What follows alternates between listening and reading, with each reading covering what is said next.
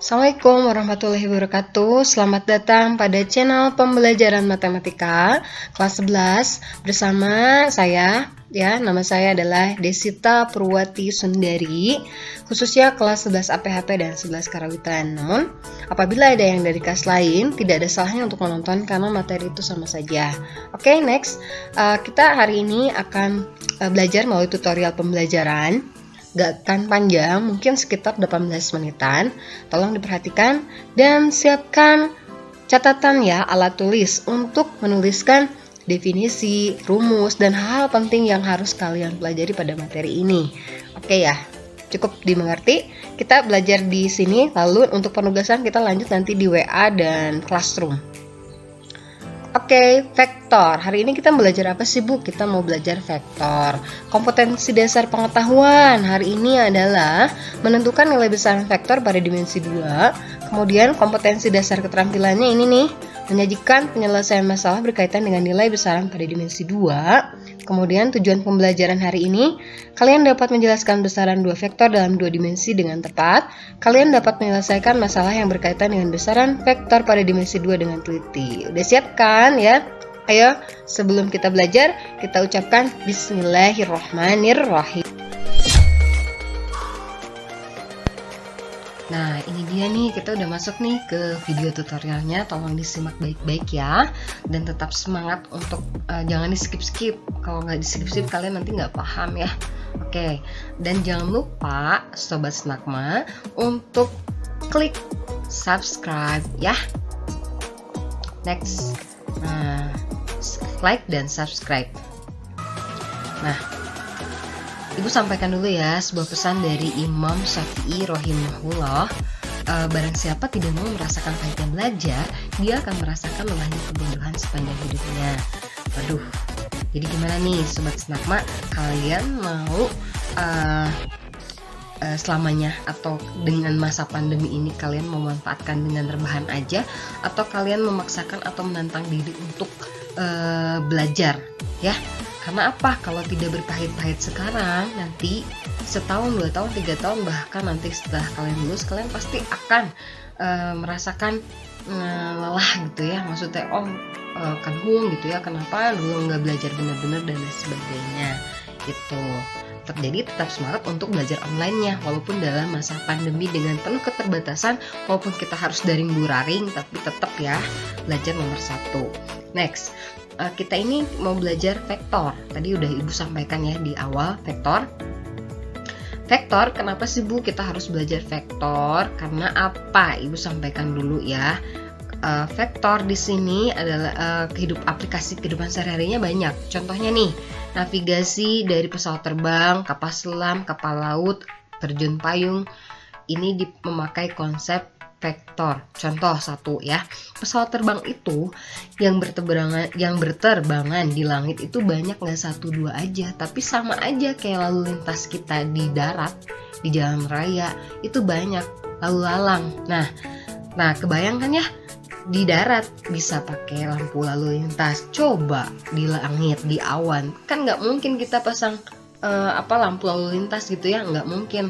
Maka pakailah sistem koordinat yang menentukan posisi dari masing-masing pesawat supaya mereka tetap di posisinya dan mereka tidak saling bertabrakan. Itu memakai aplikasi vektor. Kemudian aplikasi AutoChat. Kalau kalian suka mengulik-ngulik AutoChat ya, ini juga memakai aplikasi vektor. Kemudian ada lagi CorelDRAW. Ini juga menggunakan konsep dari vektor. GPS, tahu GPS, Google Maps ya, dia pun memakai konsep vektor. Kenapa?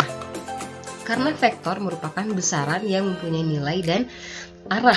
Dia digambarkan melalui koordinat kartesius, posisi ya, menentukan posisi. Oke, definisi. Baik lagi ya. Nah, kemudian vektor itu dalam bahasan vektor part 1 ini Ibu bagi menjadi 3. Yang pertama definisi, yang kedua vektor di ruang 2, dan ketiga adalah vektor di ruang 3. Nah, kita lanjut ke definisi dulu. Vektor adalah suatu besaran yang mempunyai arah. Vektor terbagi menjadi 2, yakni vektor di ruang 2 atau dimensi 2, dan vektor di ruang 3 dimensi 3, ruang 2 dimensi 2. Nah, ini maksudnya apa sih? Nah, kalian sebetulnya ini udah sering kenal banget nih sama dimensi 2 dari SD, SMP ya, sampai masuk SMK. Istilah lainnya adalah bangun datar. Iya, nah, bangun datar. Jadi bangun datar, contohnya apa? Persegi panjang, segitiga, trapesium, dan lain sebagainya.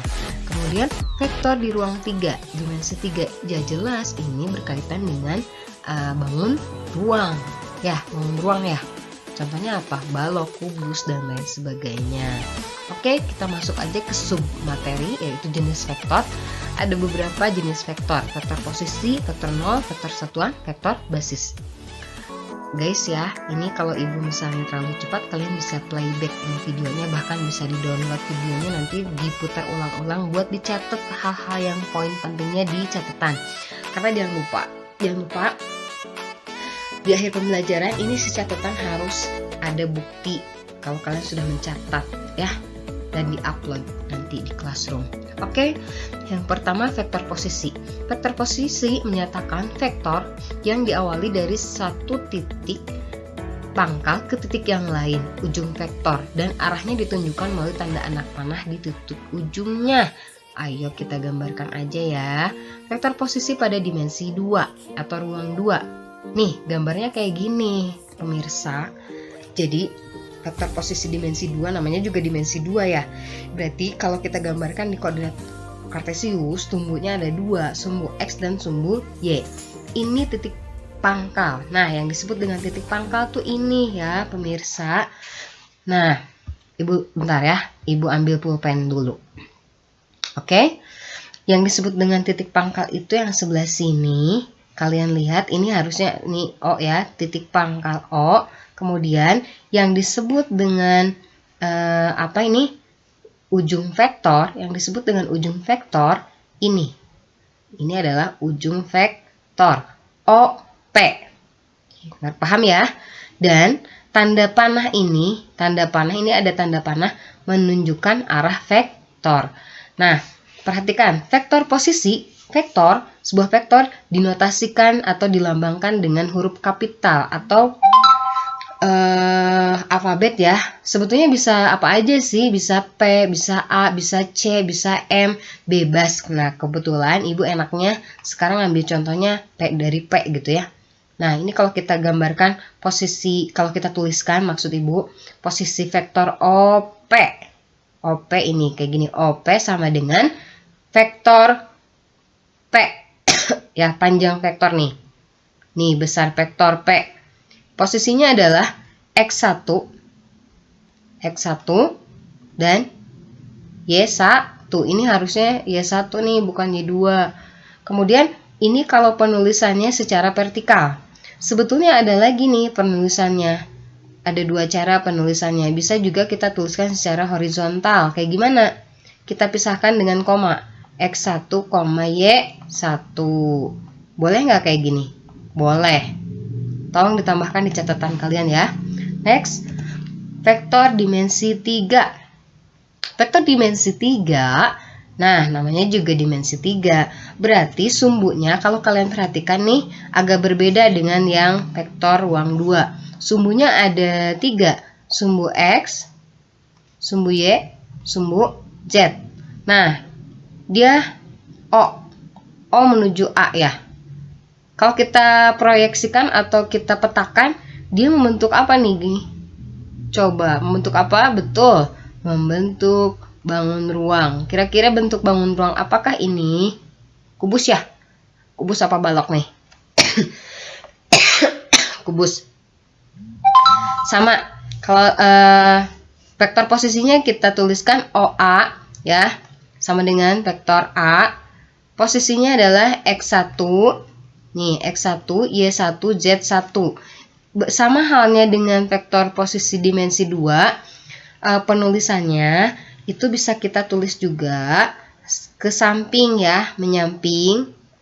Nah, kayak gini, vektor posisi A sama dengan X1, Y1, Z1.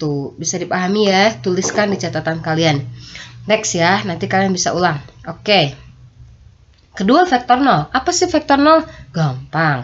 Vektor yang panjangnya 0 dinotasikan dengan O. Ya, dalam ruang 2 mempunyai komponen 0,0, sedangkan dalam ruang 3 mempunyai komponen 0,0,0. Vektor 0 tidak mempunyai arah vektor yang jelas. Kenapa tidak punya arah vektor yang jelas? Karena posisinya itu ada di titik 0,0. Jadi nggak tahu, belum, dia punya arah tapi nggak tahu kemana. Bisa aja ke kiri, ke kanan, ke atas, bawah. Oke, next. 3, vektor satuan. Vektor satuan adalah vektor yang panjangnya satu satuan. Vektor satuan dari ini tadi udah dibahas nih. Ini namanya istilahnya apa? Dari vektor posisi V1 V2 adalah ya, ini dibacanya ini vektor satuan ya, harusnya kayak gini nih lambangnya nih. Vektor satuan V sama dengan vektor posisi ya, vektor posisi ini namanya vektor posisi kan. Vektor posisi dibagi, ini istilahnya adalah panjang vektor atau istilah lainnya besar vektor. Panjang vektor caranya gimana? Nanti dibahas di slide selanjutnya. Kalau kita uraikan kayak gini.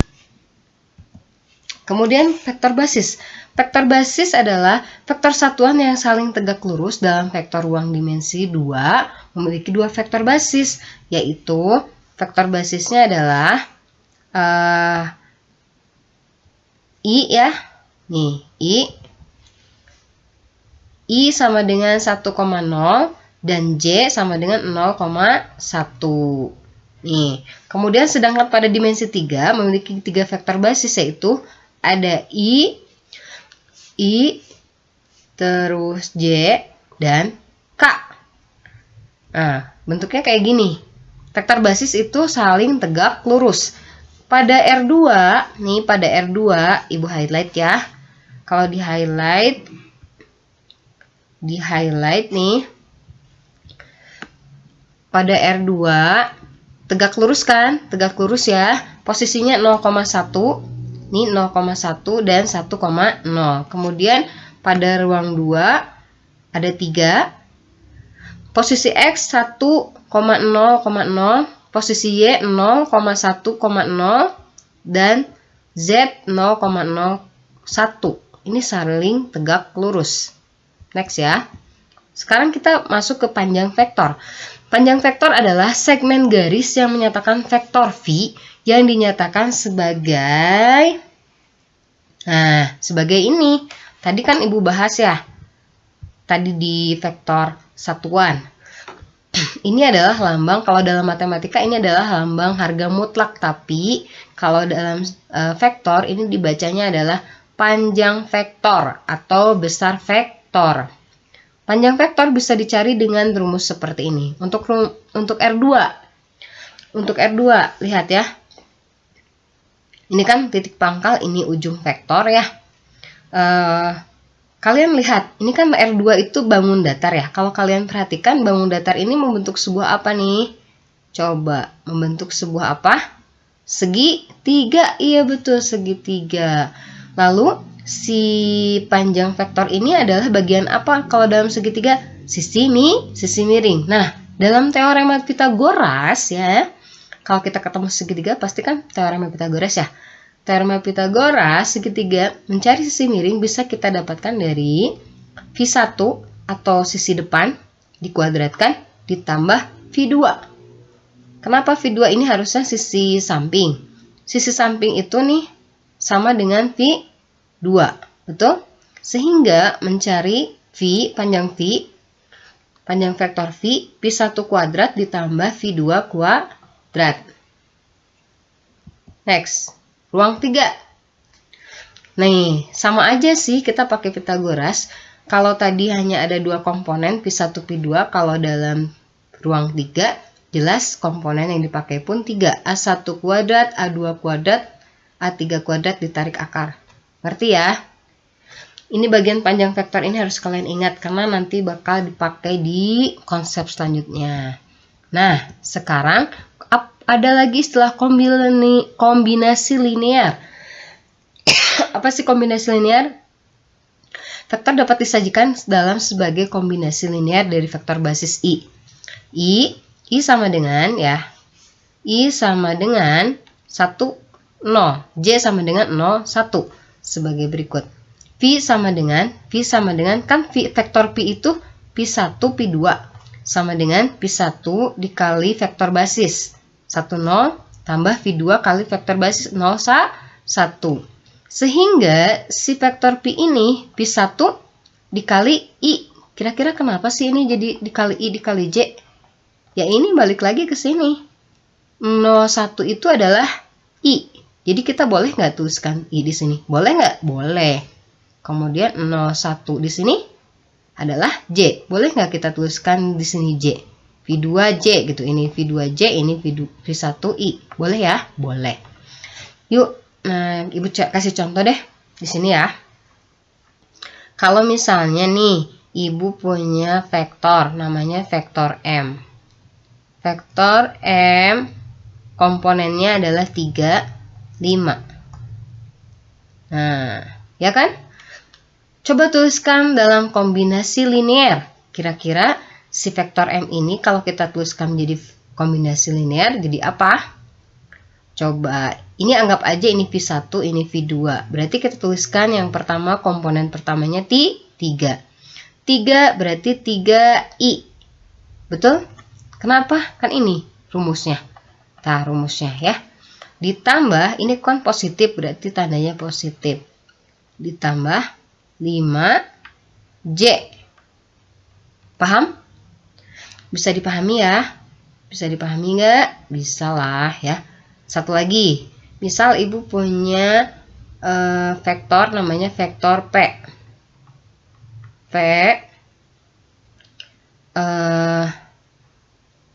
Nih. Misalnya negatif 2, 5, 4. Nah, ini kalau ini dalam dimensi 3. Maka vektor kombinasi linearnya ini kan negatif ya, berarti dituliskan negatif 2I ditambah berapa? 5J ditambah 4J. Bisa dipahami? Bisa ya. Tanda negatif positifnya itu disesuaikan. Kalau di sini negatif berarti di bawah pun negatif. Kalau di sini positif berarti positif dan seterusnya. Next. Oke. Kita coba ya kita coba kasih latihan soal. Karena rata-rata kalian ya kalau misalnya Ibu jelasin ngerti, tapi ketika dikasih soal atau ulangan, wah si Ibu mah beda lagi gitu, udah beda lagi nih ngasih soalnya, padahal bukan begitu. Tapi biasanya kalian tidak mengulangi apa yang sudah diajarkan. Seperti yang Anonim bilang, sesungguhnya yang menyebabkan ilmu hilang adalah lupa dan tidak mengulanginya. Nah, agar tidak lupa berarti kita harus mengulangi. Yuk coba nih. Ada soal 2 ya. Yang pertama dulu. Diketahui vektor A, ini dibaca vektor A ya, sama dengan 6, negatif 8. Maka tentukan panjang vektor A. Nah, kira-kira coba kalian bawa potretannya. Kita ingat lagi tadi di awal, panjang vektor A itu notasinya adalah harga mutlaknya gini ya. Nah, kayak gini. Tadi rumusnya begini. Panjang vektor A sama dengan akar dari A1 kuadrat ditambah A2 kuadrat. A1-nya berapa ini? A1-nya berapa itu? 6. Kemudian A2-nya negatif. Kalau ada negatif, jangan lupa dikasih tanda kurung ya. 2. Kita kuadratkan. 6 pangkat 2, 36. 8, negatif 8 pangkat 2, 64. Ini berapa nih? 100. Akar 100 berapa? 10. Oke, pinter. Jadi panjang vektor A adalah 10. Gampang kan? Sekarang kita coba nomor 2. Diketahui vektor AB.